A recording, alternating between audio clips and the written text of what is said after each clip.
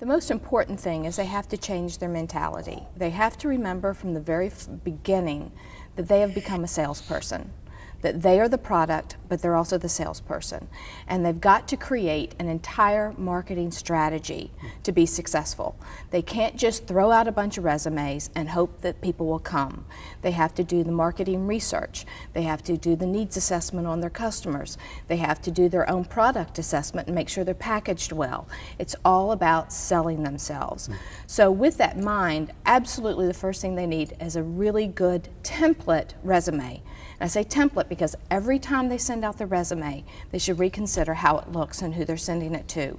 Are they using the right words? Are there keywords that their customer is looking for that they need to make sure are on the page, on the resume? Is it clean? Is it consistent? Is it professional? Is it concise? Is it going to grab their attention? They really need to look at that resume and see if it takes all their talents and in 50 seconds or less says value proposition, this is why you want to talk to me because I'm going to solve your problems this way. That's what a salesperson does. They solve customers' problems. And so if you're now in a sales cycle and you're the product, you've got to find out what your customer needs and make sure you can fill that need, or else you're not going to be successful. In addition to that, you have to, from the very beginning, have to understand who your references are going to be. And you've got to talk to your references, make sure they're good references, and then be organized, ready to talk about those references.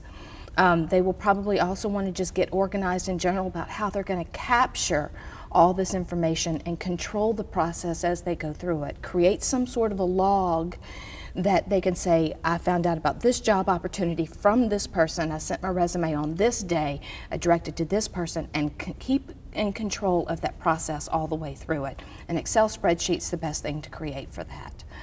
Other resources they can have is, if it's appropriate to them, a portfolio, and especially the students in promotions, a portfolio of the flyers they've created to promote bands or parties or concerts, information about money they've raised at fundraisers that they've been in charge of and done things with.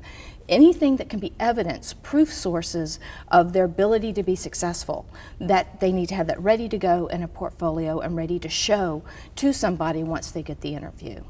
So those are the first things I would start looking at if I were a student. The resume, you definitely want to talk about your education, you want to talk about your experience, and the experience includes volunteer work, it can include internships, it can include actual work experience, but you want to highlight things that you do that are important to who your new customers are.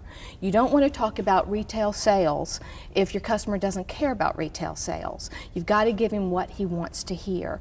So talk about the promotional work you've done, talk about the experience in concerts or bands or whatever it is, the management side, whatever it is that you think your customers want, that's the experience you need to highlight. You then want to talk about community service. Things that you've done. People want to hire people who are well-rounded. They don't just go home after work and sit down and watch the television and that's all they do. They need you to network for them. They need you to build relationships. So they want to see that you're comfortable in those environments.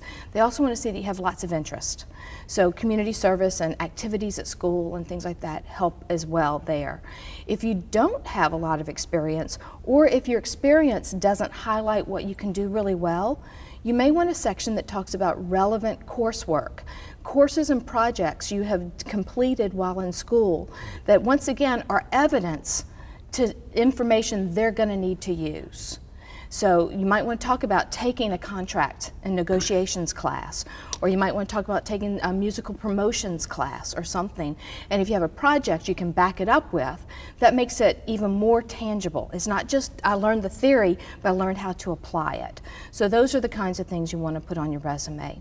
One of the biggest mistakes I see people make with their resume is, first of all, there's spelling problems all over it and typos all over it. Huge mistake. Don't do it. It shows sloppy work, lack of an eye for detail, disorganization. There are 1,000 things I can tell you about typos that people don't understand that we tend to jump to the conclusion with.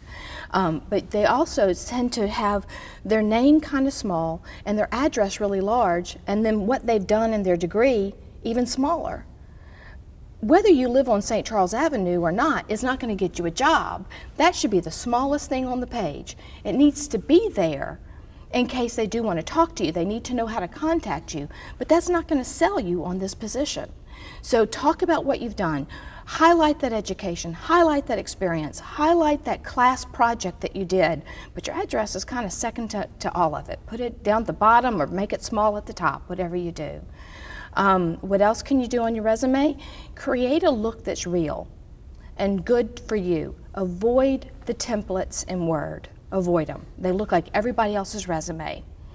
The average job, now I'm not a professional in the music business area, but the average job that is listed in the newspaper gets over 300 applicants. Over 300 applicants. So you're one of a stack of resumes, so you need yours to pop up and say, look at me. It can't look like 50 other ones in the stack.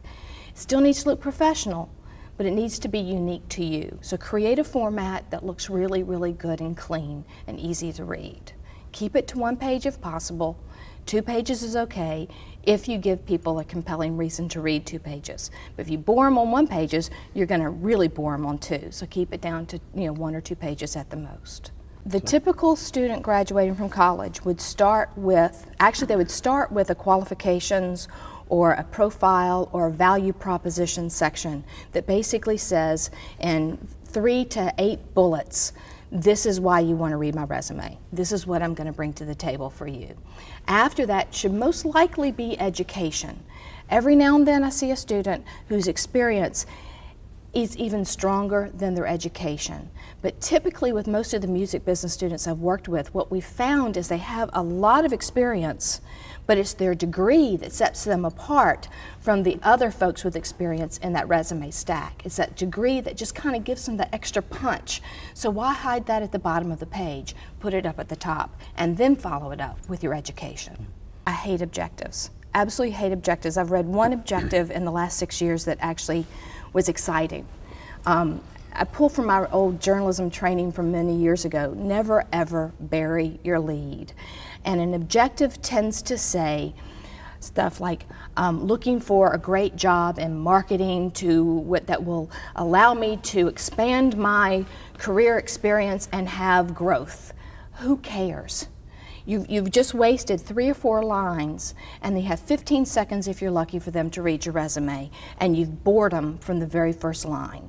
So get in there with something punchy at the top, that value proposition. This is what I'm going to bring to the table. The other thing about objectives is objectives are about you. I want a job that will do blah, blah, blah. Well, if you go back to your basic marketing principles, in sales, it's about the customer's needs, not your needs. So what you need to do is give them information about how you're going to solve their problem, and ultimately your career success will follow. That needs to be rewritten every time you send out your resume, because it's your letter is your introduction of your resume. It says why you should go ahead and read the next page. It makes the resume link back even more so to what they're looking for. It's the answer to, I'm going to solve all your problems this way, go read the resume and get proof. So you want to rewrite it every single time you send it out. You can have a template, something you can go back to every now and then, but you want to make sure it's personalized every time you send it out. I often tell students to do a whole page of features and benefits of who they are. I'm a really good market researcher. What will this do for you as a company? I can do your market surveys. I can lead focus groups. I can do database marketing, and really come back to features and benefits and have those ready to plug in to personalize according to what the customers are looking for. And that way you're not rethinking about it every single time you write a letter. You've got a place to go, and it's all there captured for you. You just have to package it one more time. Again, you're lucky to get 15 to 20 seconds with these people right now. You're lucky if you get that much time. So it's about grabbing them by the throat and saying, listen to me, I'm going to solve your problems. And that's what it's about. 3 short paragraphs, one's an introduction, the middle one is the support evidence, the information that says this is in the resume and this is how I'm going to use it for you, so go read the resume so you can see why we make a good team. And the third one, ask for the business. I'm excited about this opportunity. I'm going to call you next Thursday to see if there's a good time for us to get together and talk about this opportunity, or something along that line that says, close the deal with me. I want the next step. I always tell folks, act as if you're going to meet your significant other's parents. You want to be yourself. You got to be honest and true, but you've got to be your best self. So make sure you're dressed appropriately for the culture, and you're confident, you're positive, and you're happy to be there. And then kind of let it go. Just kind of go with the flow. There's a lot of material, a lot of which I've shared with you and your students, on things you can actually do to prepare for the interview. Do that. One of the best things you can do is there are lists and lists out there of your typical interview questions.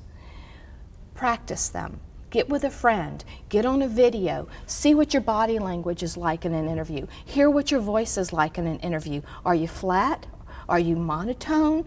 Do you make eye contact? Do you smile? Are you someone approachable? Look for those kinds of things and practice that, because even if they don't ask those exact questions, if you're comfortable enough answering those questions, chances are you can handle most everything they throw at you.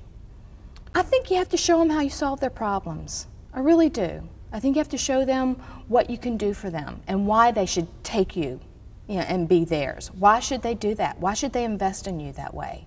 So you have to give them evidence. If you come off too cocky, some people actually like that. Again, when you get into a lot of interview points, for every interview you go on, you're going to get a different reaction, So you have to really think about what's basically good and follow that and be yourself as best as possible through that process. You want to be confident, but I don't think you want to be arrogant.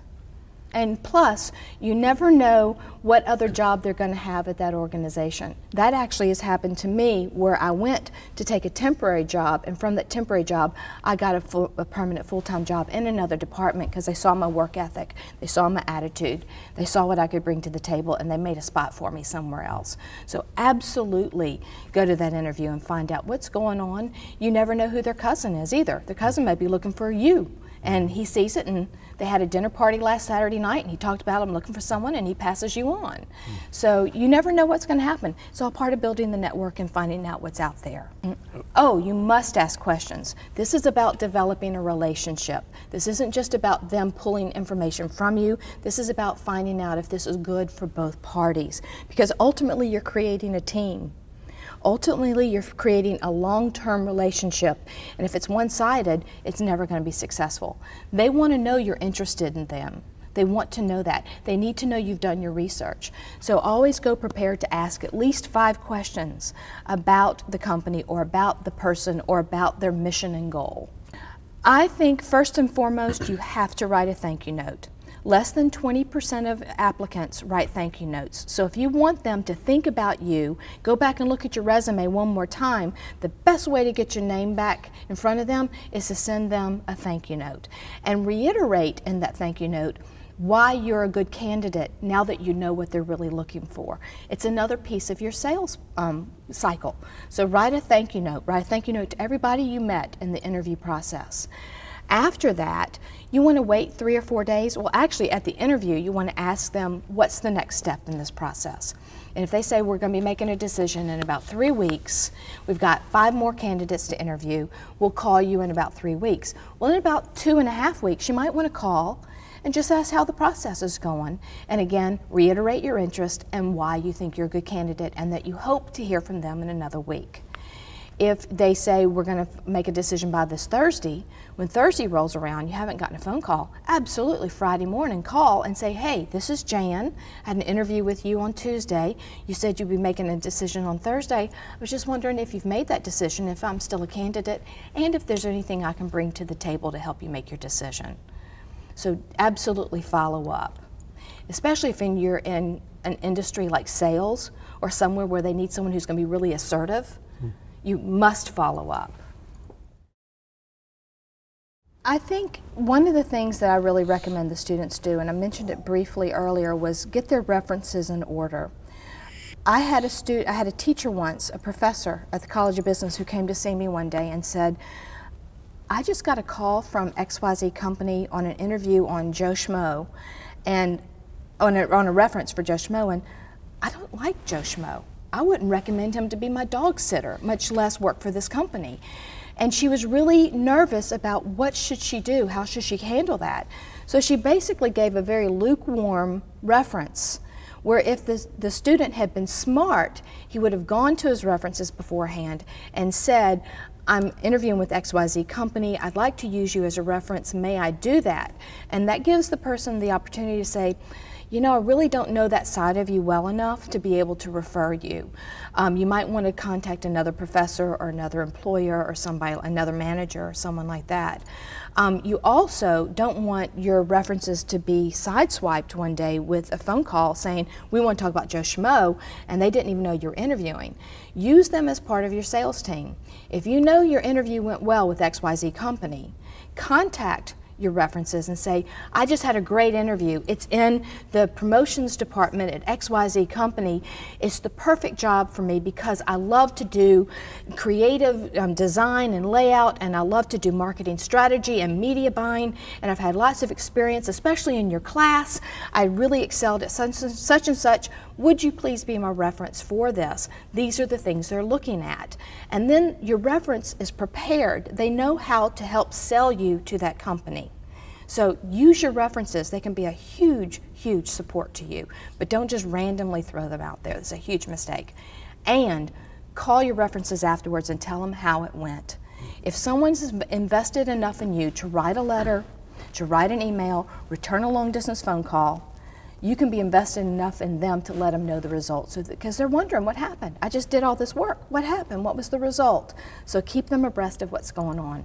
If you didn't get the job, they'll cheer you on. If you did get the job, they may want to help you celebrate. I really don't think there is a difference, because very many internships turn into jobs, and your internships are going to do several things for you. They're either going to get you in the door of a company you one day want to work for. They're going to help you build your network. Your boss at your internship has worked with you. He knows your ethic, he knows your creativity, he knows your attitude, and he knows that his cousin George has a company that you're perfect for, so he helps make that referral over there for you. So it creates that network, that ever elusive network that we're all told we need to build. This is a great way to start it, other than your parents' friends. So it helps you with that network. It also helps put experience, tangible experience, on your resume. It says, I went to Loyola, I got this really great degree, but I also know how to use it. And it's real easy to read a book, a how-to book on plumbing, but do you know how to actually go in there and change the pipes? This says, I know how to do it. So you want that experience, a tangible experience. So, but it can also be an opportunity where they say, we have a job now. We've tested you. We know you're exactly perfect for us. Stay with us. So stay here. So you want to take the same attitude, the same professional attitude with an internship that you would with your regular job searching process. Internships are one of the best ways to get a job. They really do pay off. But you have to make sure you design an internship that is true. You're not just stapling, you're not just filing papers, you're not just answering phones. But they get to see you in a professional light. They get to see how you fit into their team. Now, I'm not saying you never answer a phone and you never file a paper, because I don't know about you, but in the College of Business, all of us file our own papers and all of us answer our own phones. So even the higher up you get, you still have to do some clerical work, and it's all about being a team player. But you want to make sure you are doing real professional work that you've trained to do while you're in your internship, so they can see you in that role.